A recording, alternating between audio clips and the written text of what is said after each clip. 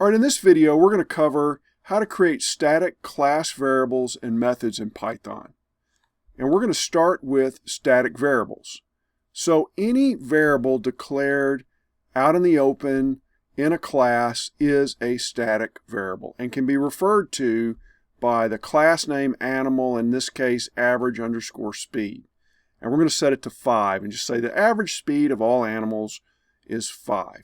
Now, if you have a self.average speed that you set somewhere, this is going to be an instance variable. And you can have an instance variable and a static, class variable have the same name, but the way you get to them is different.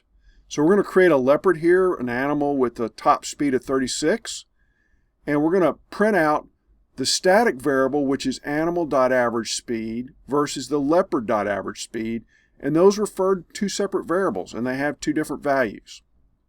Now, what about static methods? Well, here you're going to use the decorator at static method. And any method that you put this above becomes a class method, if you will. And it doesn't pass in a self or a class instance, but it can be called on animal. So animal.purpose gives you the purpose of this class. And right here you have it called, and it prints out what you'd expect. So pretty basic block and tackling here.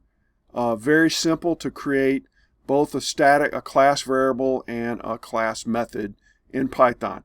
Hope you learned something. Subscribe to this channel if you haven't already. Smash that like button so I can help more people, and I'll see you in the next video.